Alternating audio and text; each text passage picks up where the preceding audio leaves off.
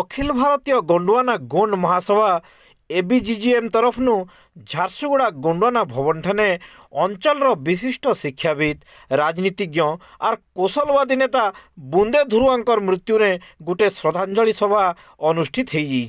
सभा ने उपस्थित वक्ता माने स्वर्गत धुरुआंकर स्मृतिचारण करी ताहाकु जने महान समाजसेवी हिसाब से वर्णना करथिले आर गोंड समाज उन्नति लगी तांकर अवदान के सभे प्रशंसा करथिले। इस श्रद्धांजलि सभा ने एबीजीजीएम जिला सभापति टेकनाथ नायक, पूर्व सभापति डम्बरुधर नायक, पूर्व संपादक श्यामलाल नायक, राज्य कार्यालय संपादक चूड़ामणि धुरुआ, सम्मिलित आदिवासी समाज सभापति माधव सिंह नायक, सुबल धुरुआ, जगदीश आड़े, बलराम माझी, लिली धुरुआ, गुणसागर आड़े, रामती धुरुआ, उमेश भोई, बेणुधर आड़े, फकीर आड़े, हरिहर जगत, पुरुषोत्तम नेटी, गुरचरण माझी, चूड़ामणि नेटी,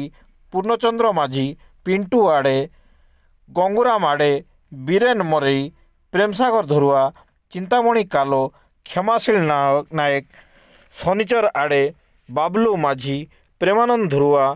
उपेंद्र पारेख, क्षीरोद आड़े, अवकाश माझी, चूड़ामणि धुरुआ प्रमुख जोग देकिरी स्वर्गत धुरुआंकर प्रति श्रद्धांजलि ज्ञापन करवार संगे संगे तांकर स्मृतिचारण करथिले।